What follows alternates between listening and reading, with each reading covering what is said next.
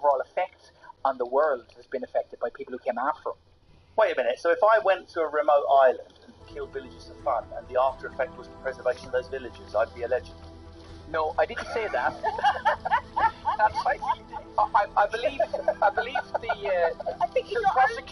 the prosecution is testifying, I think, Your Honour, there. But I'm being silly, but there's only so far you can stretch the did evil thing accidentally led to good thing mechanic. No, but I'm talking about... Over time, you would be rightly punished for that. Who knows? It's the butterfly effect, isn't it? Who knows? Yes. Don't say butterfly, you fucking ain't knows for starters. Smash them out of here. This is the thing that I get really sort of irate about when I see people who do that sort of constant, like, I'm going to change the world, here's what a good person I am. Is we all know, when we're truly honest with ourselves, all of us have had a negative impact on the planet and the people in it in some way. There are things that we don't think about. There's things that we've been sat in therapy and we're about to get to that subject and then we don't talk about the thing. You know, we've all done stuff that we're not proud of. But the question here is it comparable to, like, squeezing a puppy? That's the question here.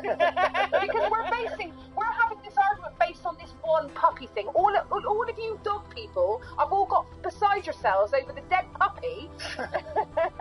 My answer to Angela's original question, which was brilliant, which is how far, do we throw out the evil with the genius, which is the whole reason this show's done, is what I've discovered doing loads of these shows is the closer the evil is to the proclaimed genius, the more problematic it is. So if I'm someone who is a genius in the preservation of animals, killing animals in my spare time, it's more problematic because the hypocrisy therein calls into question the genius more. Was there actual genius there? Do you see what I mean? Hypocrisy. If he was a complete psychopath, this is the best cover. I mean, this is Dexter. I mean, this is beyond. I mean, you should just admire his cover story. I think this, and I'm going to say, I haven't said this before, but I think hypocrisy really ruins genius. I think that when someone's excellent at a thing that they do, and then they are hypocritical about that thing, I think it ruins the thing that they've created. I think at least for the casual observer, you know, there's no dignity there, is there? You're not looking at that person. You thought that person was but then, now I'm changing my mind because I'm like, people make mistakes. Anyway, I don't know. Okay. Well, we're going to find out, because this is where it gets very easy for me and very difficult for you, as I sit on my ass and watch you write. Isn't it a bit of No. Welcome to simplistic cancel culture of 2021, where you can be ended. Hello, Pegasus Lifestyle Management. How can I help you? Your beautiful new aircraft is waiting at our nearest airfield. We hope you're very happy, madam. I'm going to go to Angela Barnes first. Charles Darwin, evil or genius? Am I allowed caveats, or am I only allowed the one? You're allowed caveats, but you must at the end with a vote which totally obliterates any caveat stated. Okay, so I'm going to say, bearing in mind the contextualisation of the time he lived in, for a start, all right. I'm going to say genius. Barnes gone for a genius. That's one for genius. I'm coming next to Jade Adams. Charles Darwin, evil or genius? Genius. That is two for genius. Now, and what swayed you, Jade?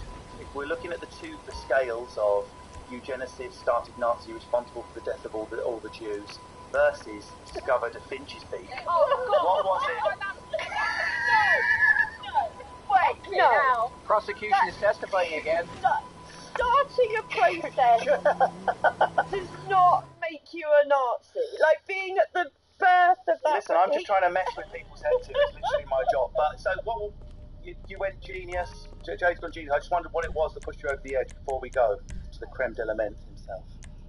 Well, to be fair, we've spent the majority of this podcast talking about a puppy, and as someone with chronic asthma and allergies to them, it really didn't sway me. Yeah, fair enough. He's created a lot of stuff. It's science-based as well, so it's like fact. Whereas art, you can be like, I'm not going to look at that anymore. Yeah. But yeah, let's go with genius. So, Neil Delamere, you came in this... Merryweather Security, with another classic private militia cover play. Or are you slam dunk genius? I think essentially, I know you say he's building on the shoulders of giants, but he came up with the definitive theory of how we all got here and why there's variation in species and how life evolves. That's pretty big.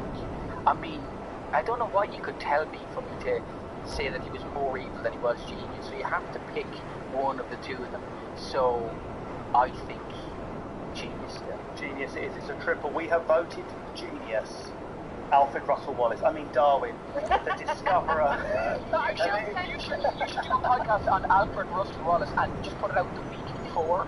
I'm going to do on my history podcast. I'm going to do that. Charles Darwin, genius. Thank you so much to my panel, Jade Adams, Angela Barnes, Neil Delamere. We have evolved and grown through incremental change as a panel, and it's been bloody good. I'm off now, I'm late for church, where I'm going to go and find the real solution, which is, of course, the creation of our Lord and Master. I've been Russell Kane. Go to BBC Sounds if you want to subscribe to the series. If you've just happened across this episode because you're enthusiastic about science or the truth, God, as I call it, maybe you could go and subscribe on BBC Sounds and catch up with the rest of the series. There's plenty of other people we can ruin for you. And maybe just go and find out why Bernard Manning was actually brilliant. Evil genius. See you again soon. I've been Nick Grimshaw. Oh, I've done it again. Russell Kane. Goodbye. Få masser af spænding i din hverdag med de bedste true crimes hos Mobilko. Lyt blandt andet eksklusivt til Brian Sandbergs nye bog. Mit navn er Brian Sandberg. Min nye bog, Sandbergs Paradis, er en fortælling om, hvad der skete på en tur til Skilleri i 1999. Lyt til Sandbergs Paradis og hundredvis af andre fascinerende true crimes hos Mobilko. In 2012, a new charity bursts onto the scene.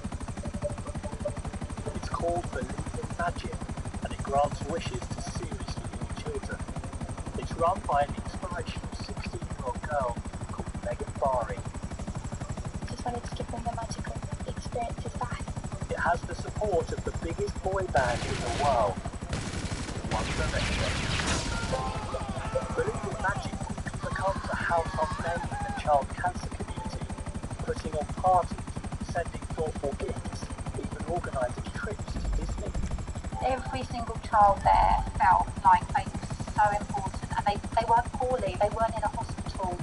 It was out of this world. Megan is adored by all those she helps. She had more sympathy and love for people than I'd ever met anybody before. Because she herself is extremely unwell with a life-threatening brain tumor. Her handbag was so heavy, none of us could ever carry it, and it was full of medicine. When something doesn't add up about Megan's story, a small group of parents start to question whether Meg is really ill. I'd call it a witch hunt kind of thing. Asking questions like, which hospital are you in? They know that they're not being honest about her illnesses. We collectively said, we won't let it drop, we'll find out this time.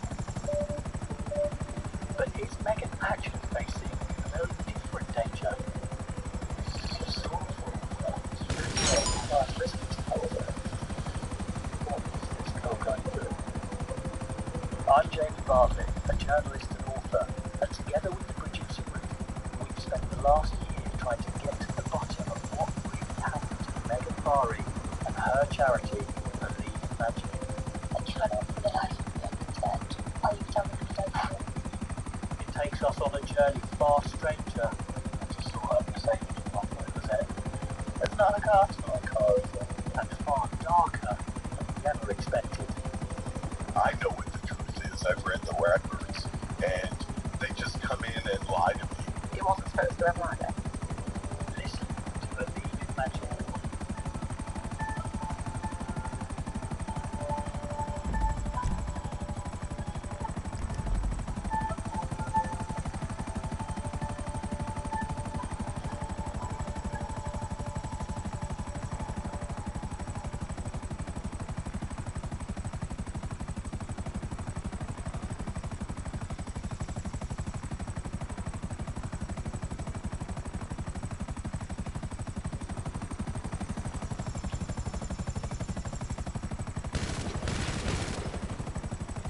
This is the BBC. This podcast is supported by advertising outside the UK. In 2012, a new charity bursts onto the scene. It's called Believe in Magic, and it grants wishes to children. has the support of the biggest boy band in the world, One Direction.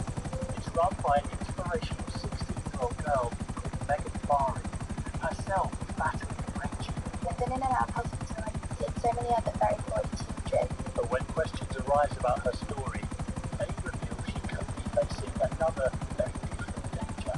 What is this girl going through? It wasn't supposed to end like that.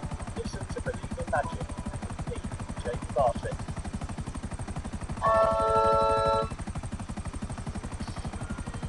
BBC Sounds.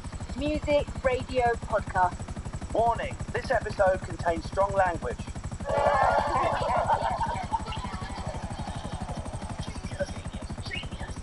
Hello and welcome to BBC Radio 4's Evil Genius with me, Russell Cade. At the time of the recording, uncancelled.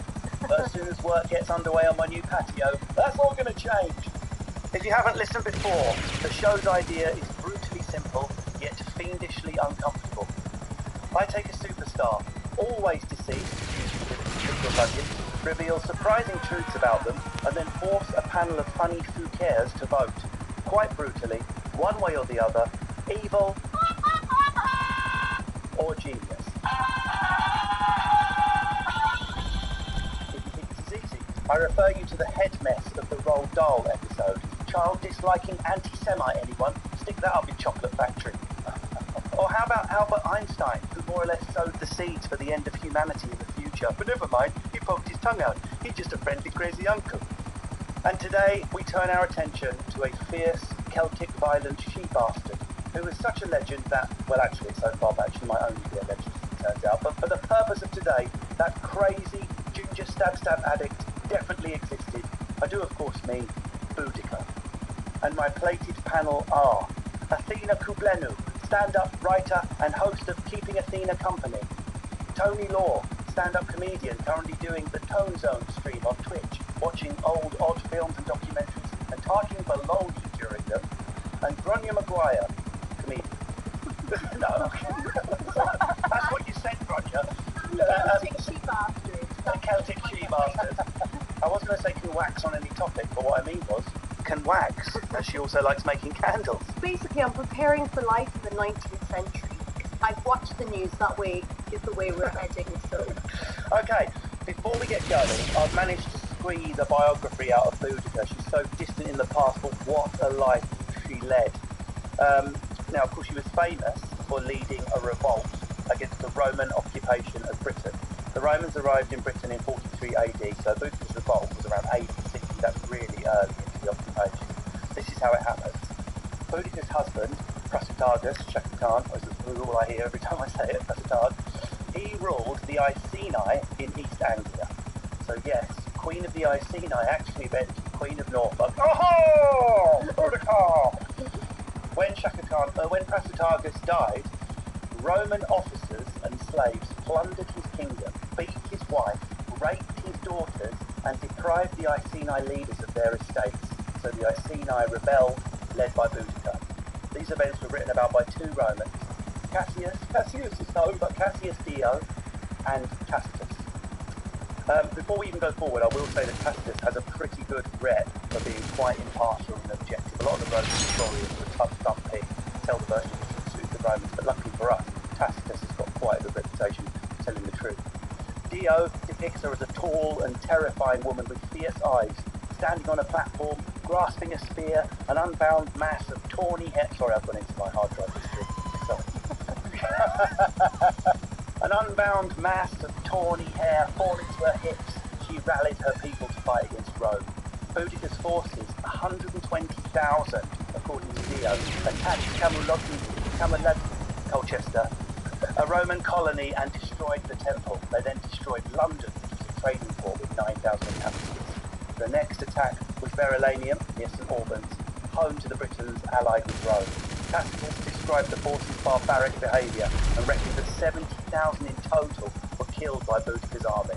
Britain's governor, Suetonius Paulinus, battled Boudica with a force of around 10,000 men and auxiliary soldiers, possibly in the Midlands.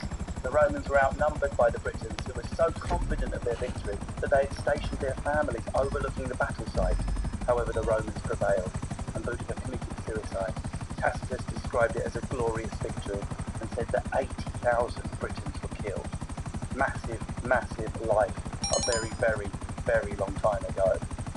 Before we even get going, Boudica was queen of the Icy Night. If you could be king or queen of anything, what would that be, Athena? You're already a goddess by name, but if you were queen, what would you do? So if I was to get like a demotion and become a queen. Exactly. If you weren't foods as a queen, I just thought I'd take contemporary form. Like back to, what's that show where like CEOs going back to the floor? Yeah. Secret goddess. You're not a queen at all. Yeah, secret goddess. I would probably be the best queen. I would be queen of the pandas. Because pandas are brilliant, but I get the impression that right now, if I was to go into like a panda enclosure and try and cuddle one, they just tell me to like do one because they're pandas, and they might kill you, right? Because of the pandemic as well. Yeah, exactly. Beautiful. Set that up for you. Thank you. But seriously, what is the link with the pandas though? I just really like them. I think pandas are the best animals in the world. They're so brilliant because they're pointless but beautiful, like babies. So, I mean, babies become like purposeful because they go into adults, but at the moment they just sort of lie there. But pandas are great. They're really cute. They're cuddly, and they look like people wearing panda costumes. You know when they like go down slides and they roll around, they look like people dressed like animals. So I'd like to be their ruler, just to hang out and hug them and stuff. That was the answer you were expecting, right? Yeah, it was totally. They also they're the only mammals not obsessed with shagging, but they are vegan. So are they? Yeah, it'd just be like Hard. I'm totally vegan. I don't like sex. Move all the pandas to Shoreditch. They're gonna love it. Yeah, that's my nation. So Tony, Athena's given Tony Law's answer, sadly, which is awkward. King of the pandas is what I was expecting Tony to say. No, I just love that though. All I could do is I could see pre-teens in costumes just rumbling around. That's not what you want to be king of, just to clarify. Oh, right. Oh, damn. We've had enough of those, Tony. Sure walk into stuff. I'd like to be the Lord of Black Holes. To harness them to my desires. And then all I would do is make them go farther away. But I still like looking at them. I've just been obsessed with that photograph that they finally got a picture of a black hole. I can't stop thinking about it. I dream about it. That donut shape. Anyway, that's what I thought. I like my profundity snack shaped. I wish I'd have said that out loud before I brought it here. Don't worry, you said it out loud now. That's what's important to us. And Grania, if you could be queen, king, or gender-neutral ruler of any sphere, what would you choose? I would be Queen of Hearts, but Hearts Football Club. That would be my wish. I'm so bad, I don't even know what that is. That's Scottish. It's a Scottish football club, and my plan is when I die and I'm in heaven and I bump into Princess Diana, she'll be really annoyed at me because I'll be like, no, but I actually am Queen of Hearts. No, but I'm Queen of Hearts. But I'm like, no, I actually am Queen of Hearts. You're just nominally it. Yeah. I actually am it. I love that. Okay, so if you've not listened to the show before, we drive the debate forward with surprising facts which appear out of envelopes. These fact bombs are detonated, hopefully confusing and confounding my panel, but certainly driving the debate forward. So, who has envelope number 1? Opening it right now. I can hear that being opened. Tony, what is in our first Boudica envelope? Envelope. Okay, a female braveheart, a symbol of courageous resistance against tyranny, and an early feminist heroine. Boudica's courage and achievements were remarkable. She stood up to the greatest empire and army in the world, attacked 3 towns, and posed a serious threat to the Romans in Britain, who were to continue occupying Britain for more than 300 years. I mean, this is amazing. The word feminist is slightly misleading there in that, sadly, we have to go back to prehistory to find out that men and women were actually equal once. It was just not a big deal on these islands before. There was just as many powerful female leaders as male leaders. The Romans, of course, didn't feel that way. They found her a complete affront. So it's even more amazing that she did this. They were very frightened of female power, weren't they? They were. I mean, it's impressive stuff, isn't it? In a speech to her people, she said, "You have been deceived by the alluring promises of the Romans. You have learned how great a mistake..." Sorry, doing her accent. "You've learned how great a mistake you've made in preferring an imported despotism to your ancestral mode of life. And you've come to realise how much better is poverty with no master than wealth with slavery." Scrap that. So was she like the first Brexiteer then? I suppose. Well, in a way, so if you imagine the Iceni is like the top bit of the washes above it, and it's the top bit of East Anglia. And back then, the most butchering was your neighbouring tribes. And my God, did they enjoy a bit of butchering, her and the two tribes to the south. So not only did she rise up against the Romans, but after her husband died, she managed to unify with the two other tribes. This doesn't happen anywhere in the British Isles for hundreds of years. So she had some serious charisma, some serious power. Whether she was a druid or a religious leader, she obviously had blue blood. But it makes her achievement even more impressive, don't you think, Athena? Yeah, because she's kind of joined people together. You know, like when Jerry left the Spice Girls and like they didn't know one like Jerry. I don't know where I'm going. Redhead like Jerry. No, it's a natural link to Jerry. They're both ginger spice. You're bang on. Like you've got girl bands now who just can't keep it together. But then you've got Boudica, or all those years ago, hanging out with tribes that are on the other side of rivers that aren't supposed to like each other. Good for her. And there's no money in it. There's money in being in a girl band. There's no money in being a little person. East Anglia. Grania, does it make a difference? How much of a difference does it make that she was a woman? Is it slightly sexist in an inverted way, that we're all bigging her up, so, oh my God, a girl did it? Whereas to them, they were like, so? The other, do you know the next most powerful leader, also a female leader in the north, although she sold out to Rome big time. Well, I think it's a bit patronising because, like, in Irish history, before the British came with all our crack, we used to have female Irish chieftains who were complete nutcases, like properly nutcases. I was called after Granny Whale, who was this medieval pirate queen, and she used to just massacre people if she was in a bad mood. That was just how she dealt with her PMS. It was completely normal. So I think she wiped out another village, lived in a challenging cycle. So I think she would find it patronising that we were like, oh, and she did it all in heels as well. Yeah, exactly, that's my thinking. Because it wasn't exceptional for the time, Tony, so we have to be careful when we, in 2021, try to integrate it in the feminist cycle, but in a way, it's depressing that we have to say that. It's Rome's culture coming up against what is probably everywhere else's culture. Mm-hmm. So the Romans were just pretty afraid of female leadership. They had Cleopatra come along and shake their boat up, so they were... No, it is important, because even though it wasn't a big deal then, it's a big deal now. So it's not our fault that we have to find feminist leaders from 82 BC or whatever, some cave woman who did something, and her. So, it's either her or Thatcher. So let's go with her. There was a big gap, wasn't there? Well, sociologically, Thatcher was before, technically speaking. Yeah, and Thatcher just destroyed life in the north, whereas, Boudica was destroying life in the south. So they sort of tagged team. How's it going? Yeah. If only someone would come along later on and destroy the north. I'm on my way. When she rallied the troops in her chariot, her daughters were alongside her. That's badass, isn't it? That's like revenge porn. Remember me and my daughters? With arrows, that was arrows.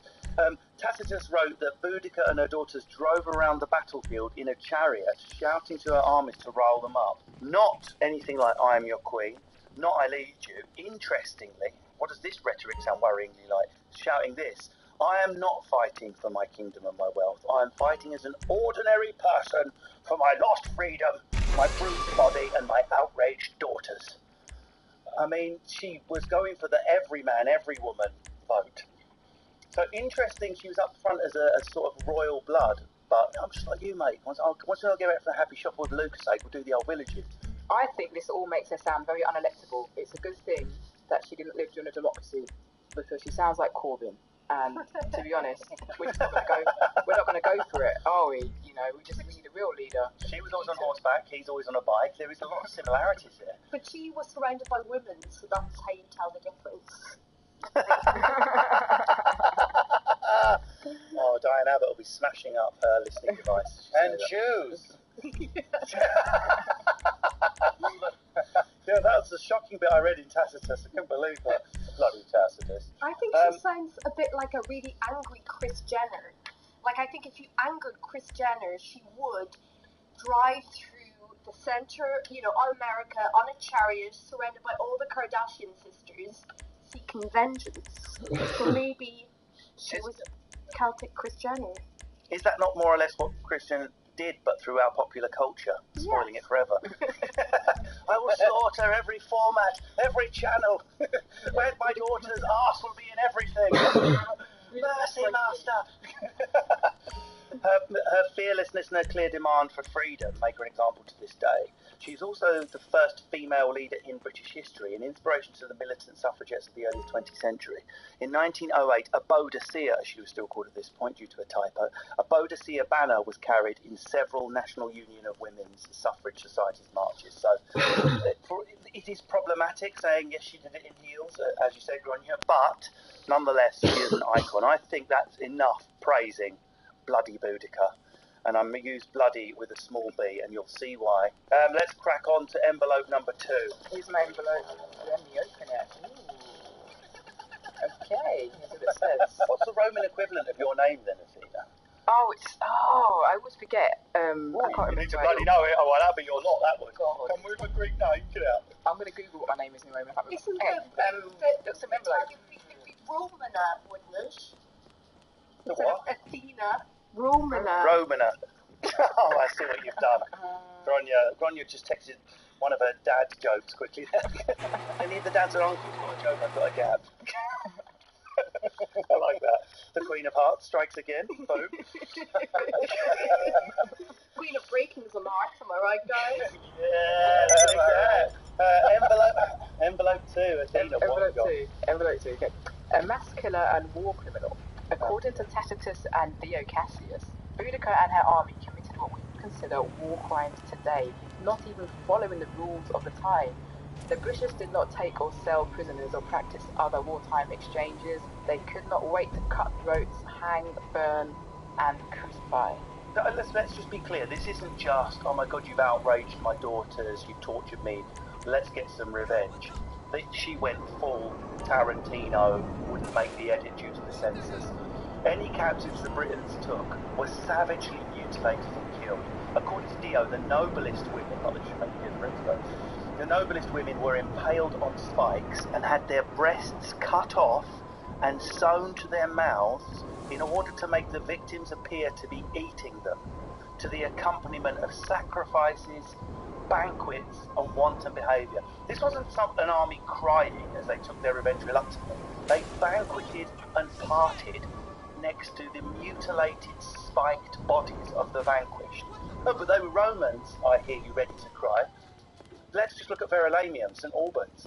Yes, retired, pervy, older Roman soldiers, but all married to younger British wives. We would have to assume that what happened then was exactly what happened in Germany, Poland, and all those countries. You had to get a Nazi boyfriend if you wanted to live.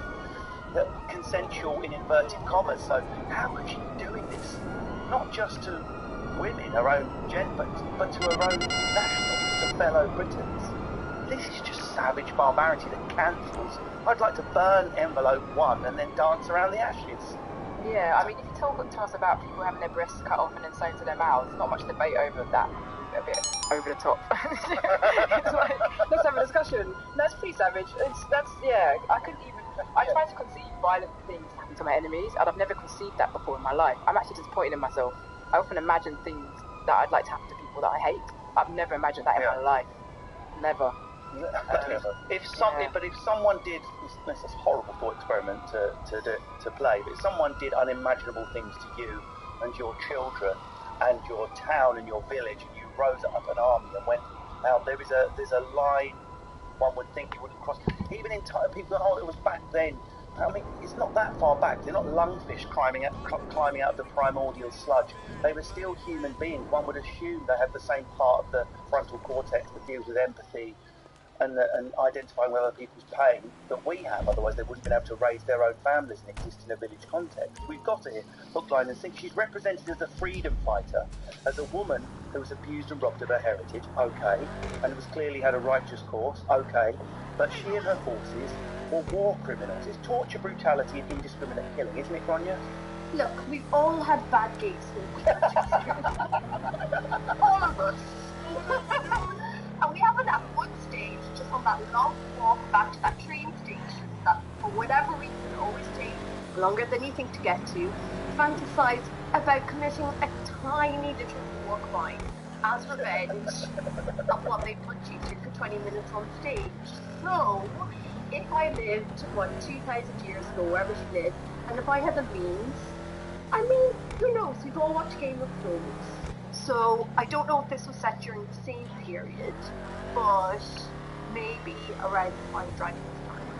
And I just think, you know, this is like the Italians are coming, they're taking over your culture, they're taking over your land. This is your last roll of the dice. So, I think you're not using property. Think how she probably just got really hungry. She hadn't property. She doesn't like pasta. So she overreacted, okay? She got a little bit testy. Maybe it wasn't her best moment. But we've all done things we regretted because we were cold and hungry and people were taking over things. I mean, what would be the equivalent? Sewing the microphone that kept cutting out into the promoter's face before standing his face in. It sounded fine down here. Does this sound okay, Terry? Does this sound okay? Okay. Very quick line.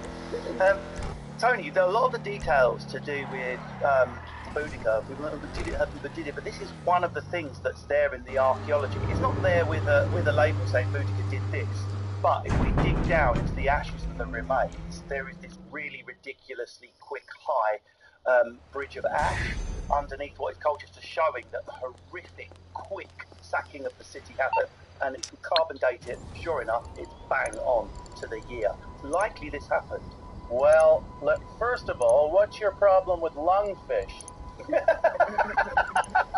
And number two, this is Tacitus is writing this, so the archaeology doesn't say who started it. So it could be they took over the town and then the Romans. Because, I mean, the Romans are the ones with the bad rep from our position, isn't it?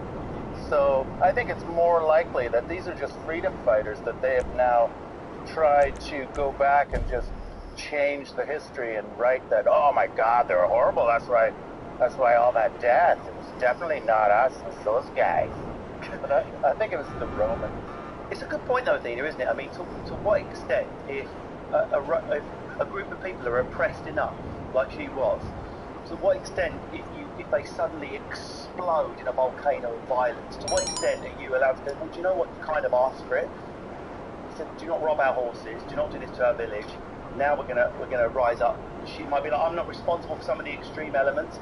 Yeah, it's like being in a pressure cooker, isn't it? It's like it's like being a pressure cooker. Like oppression's a big deal, and if you're oppressed and then you get the chance to rise above it, you are gonna cut off a breast and shove it in someone's mouth. That's the risk we all run. You know that might happen now. This pandemic. Yeah, but the 2020 equivalent was you got the sort of gammony stuff on, it's not excuse for what's going on in London. It's like, you've got to understand, the pressure cooker gets to a point where people say, something's going to happen, please sort my shit. Something's going to happen, please acknowledge my shit. Something's a pressure cooker explodes. Yeah, and it's not like you can arrange a protest in, whatever AD, you don't have Twitter, so put out something on Instagram, there's no hashtags. So if there's no hashtags, but it's machetes, right? So you just use them instead. Machete tag. That's called a machete tag. Machete tag. Cut your TikTok. Machete tag. Yeah, I mean, slash tag. There we are. The end. Yes. That's a Tacitus embellishment. Do you think so? You're very skeptical that this is misogynistic, Roman speechifying rhetoric to make Boudica look like a savage for their own political means. I think it's less to make her or them look like savages, because I think Romans already thought that anyway of the Britons and anybody around their borders. Were all savages to them. That's why they captured them as slaves. No, but I think it's done to make themselves look tougher and harder. Like, wow, look what we had to do. That's what I think. Yes, there's a lot of that, particularly from Cassidy. I mean, there is a point here that what was done to Boudica and her daughters is horrible, really. We become so desensitized to war crimes that we don't have to go back very far in our history, or even you could just go back to Bosnia to see it in action in the 90s. But there was a line that was crossed that's hard for us to understand, is that because Britannia was part of the Roman Empire, when this was done to Boudica, she was technically a Roman citizen. Now, this did not happen. You do not do that to someone who's technically a Roman citizen. So it was doubly insulting. It was doubly breached the threshold of sovereignty in all senses. So if it did happen, there is a slight green light to go absolutely nut job berserk would take the revenge, but she just sort of crossed the line a little bit and burned 3 cities to the ground. There's that stopping power. Oh, it's women being irrational all over again. I know. Sorry, the mark is Boudica. Oh, that's my head gone, is it? But interestingly, one last thing about Shaka Khan Prasutagus, he was so sure, like he was a sort of client king. He was king of the Iceni, sort of, as long as he kept Nero sweet.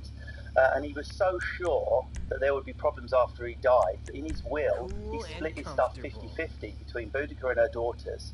And you can have 50% as well, Ro, hoping that would be enough. And they just took everything. So, hang on, was Nero the Caesar while this was all kicking off? I'm pretty sure disastrous Nero was in charge when all this was starting, and then there was Paulinus. The problem was Paulinus was in charge of Britannia. He was quite bad, Paulinus, but he was away fighting in Wales because all the Druids were kicking off in Anglesey. Was Paulinus Tacitus's uncle or something? Didn't Tacitus have an uncle who was? Oh, maybe. That's good fact if the case, Tony. We'll check that as well. But all I know for sure is that the Druids were like, we're not having any more of it. You will have the lot, but Anglesey is ours. So Paulinus was like, you will not take it. We will take Anglesey as well, because he was Italian, just like Granny said. And so Nero was like, oh, we need someone to sort this out. And Paulinus couldn't get back, so unfortunately Catus, who was like this administrator accountant type fellow, who's been, this is my chance to really show the ladies who's in charge. He just was one of those brutal sex offender quiet types who went to town in East Anglia, and that's what this whole toxic situation kicked off. Make a great box set. Chris Jenner would probably cast it and own it. And there'd be some bum branding in it. Anyway, envelope 3. Okay, here we go. Got that technology nailed. An icon of far-right nationalism. The BNP posted a poem on Facebook to attract young followers that included the lines, "They took her land and bet her kids, and that just was not right. So she fought and died for freedom, and Boudica was white." It's very catchy. The best thing about that poem is that the BNP went with the spelling Boadicea, the Italian European spelling. Yeah. And that makes me so happy. Spell it in English, would you? What's wrong with you? Hey, Snowflake. And, I mean, this is a laugh. It's incredible, isn't it? But Boudica's image as a national symbol of resistance and British pluck was created centuries after the event. In fact, for obvious reasons, it was Elizabeth I that realised the power of this image. I refer you to our Henry VIII episode if you want to know about her rise to power. There was his epic poem, Fairy Queen, don't bother reading it, really boring, by Spencer, and other nationalistic poems. The revival of the story of Boudica really helped to create a manufactured folk memory of the nation, and her image greatly contributed to the idea of Britishness. It became the focus for national unity, identity, and imperial aspirations in the Victorian era. But it's gone a bit far, don't you think?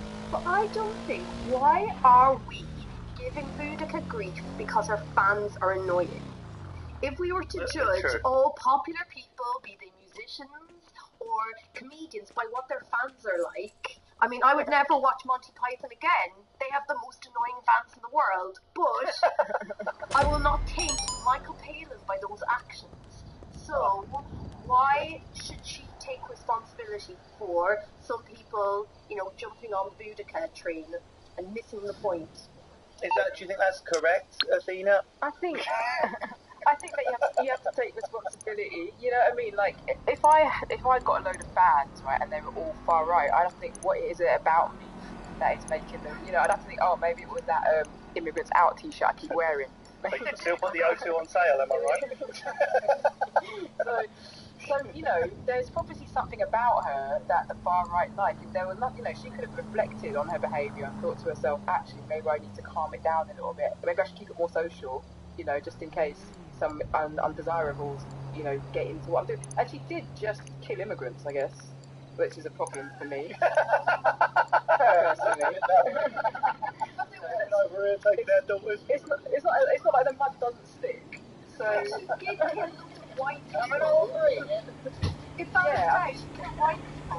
Yeah, well, she killed the immigrants who married the indigenous people, which is a very common form of racism too, isn't it? Absolutely.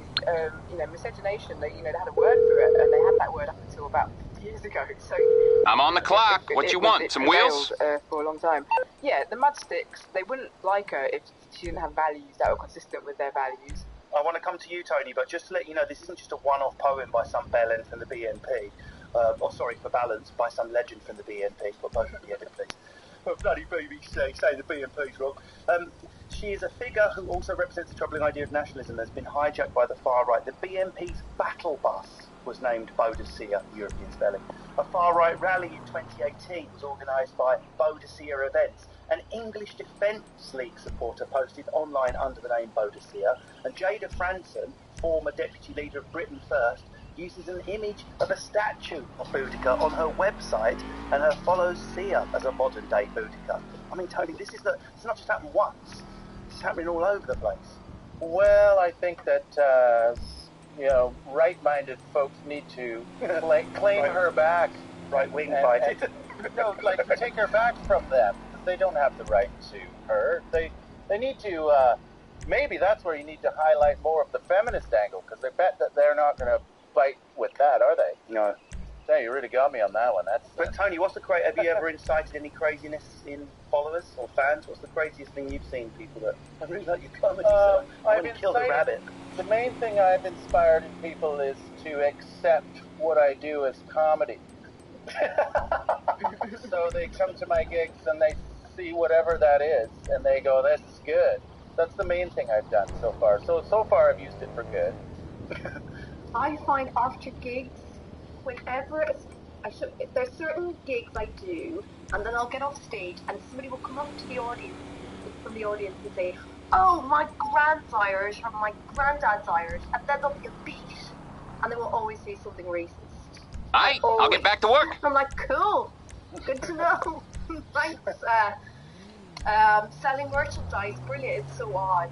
It is, yeah, very odd. I get a lot of people telling me there's a gap year in Ghana, and sometimes I don't even talk about it, but they just might know. It's almost like they came to the gig. So I'm going to talk to someone, you know, over here. And they tell me Ghana. They talk at all those possible countries in Africa. I'm going to go with Ghana. It's like a guess.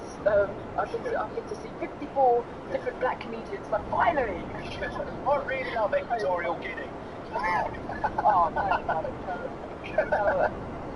Yeah, but that's what they say. They say I've had a gap year or something random. I lived there for a year in the 70s, and I think that probably meant you were pessimist then, because it was just like great back then. What would you do with things? Seriously, because I've asked the other two guests. If you were performing a routine and someone was going, "That's a really good point," you know what I mean? I've got a problem with that, and they went out and acted on something you said. I'm trying to think of an example. I think you do a really funny routine. Do you know a really funny routine about white allies or something? That's really. I had a routine. I had a routine about being the only black person in the room when I was born. Right? I just did a bit of argy-bargy. But yeah, so I actually stopped telling that joke because I realised that there's no way, because of people's prejudices, that I could stop people from taking that meaning from it until the world gets better. And I was like, will the world get better? Or should I ditch the joke? So I ditched the joke. Like, let's say we're progressive. We can't always rely on our audience to be as progressive as us. Wait, yay us, boo them. So I ditched the joke. I couldn't see a way to tell it without people misinterpreting it. Interesting. Also, we have to wait for some people to catch up in certain ways, don't we? Like I have to catch up with people about black holes. I wouldn't gamble an internet search on staring at black holes, put it that way. Right, well, I think we've come to the vote. It's definitely muddly enough in my head for me not to have a clue what I think. Thankfully, all I have to do is sit back while you swerve like salted slugs and simplistically and reductively vote whether Boudica was evil or genius. I don't want to hear any, it's complicated.